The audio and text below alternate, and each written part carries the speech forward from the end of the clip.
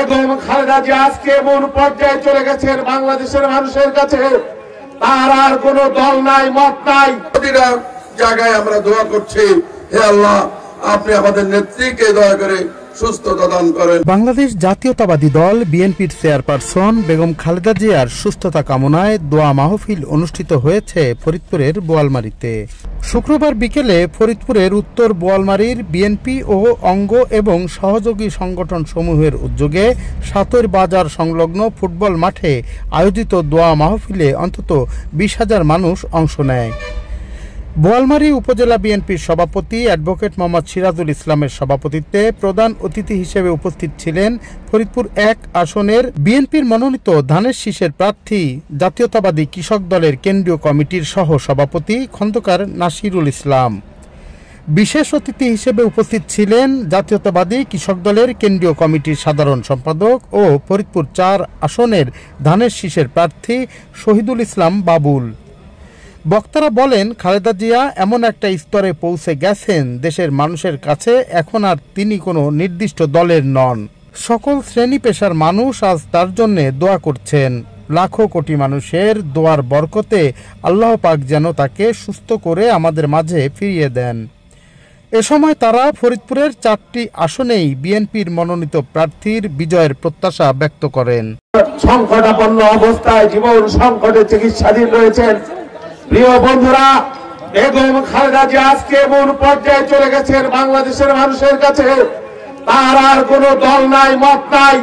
বাংলাদেশের সমস্ত মানুষ আজকে প্রার্থনায় মোনাজাতে বেগম খালেদা জিয়ার জন্য চোখের পানি ফেলছেন। তিনি আজকে জাতীয় ঐক্যের একটা প্রতীকে রূপান্তরিত হয়েছেন তার দীর্ঘ জীবনের আত্মত্যাগের মধ্য দিয়ে। সেই জন্য আজকে এই সমাবেশ শেষে আমরা সেই প্রিয় নেত্রীর জন্য আমরা প্রাণ খুলে তার জন্য দোয়া করব। আর একটি কথা, ফেব্রুয়ারি মাসে নির্বাচন অনুষ্ঠিত হবে। আমাদের ফরিদপুরের 4টি আসনে আমাদের দলের পক্ষ থেকে মনোনয়ন ঘোষণা করা হয়ে গেছে, চূড়ান্ত মোটামুটি মনোনয়ন।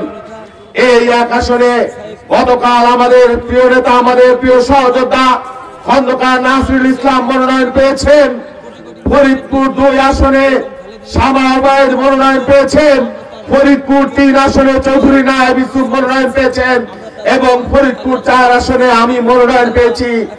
আমরা শুধু একটি কথা বলতে চাই, ফরিদপুর জেলায় আমাদের কোনো সীমারেখা নাই, কোনো আসন বিন্যাস নাই।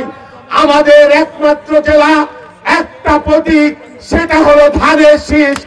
এই ধানের শীষকে বিজয় করবার জন্য জেলার প্রত্যেকটি এলাকায় আমরা কাঁধে কাঁধ মিলিয়ে ভাই হিসেবে, বন্ধু হিসেবে সমস্ত ভেদাভেদ ভুলে ধানের শীষকে বিজয় করবার জন্য আমরা সর্বাত্মক প্রচেষ্টা চালিয়ে যাব।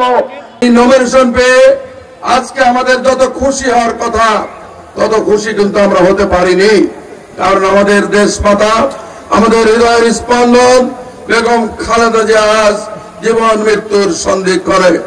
তাই আমরা প্রতিদিন প্রতিনিয়ত মসজিদ, মন্দির, গির্জায় প্রতিটা জায়গায় আমরা দোয়া করছি, হে আল্লাহ আপনি আমাদের নেত্রীকে দয়া করে সুস্থতা দান করেন।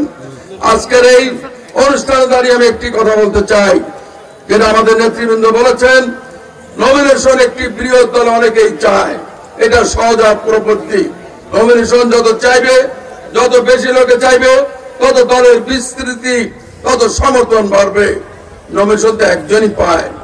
আপনারা হয়তো নমিনেশনের রেসে জিতেছেন, কিন্তু যারা জিততে পারেননি তারাও কিন্তু আমাদের ভাই।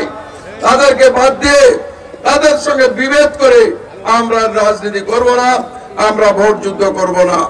আজকে বেগম খালেদা জিয়া অসুস্থ, তারেক রহমান দীর্ঘ 18 বছর বিদেশে, আমাদের শহীদ রাষ্ট্রপতি উনি শাহাদত বরণ করেছেন।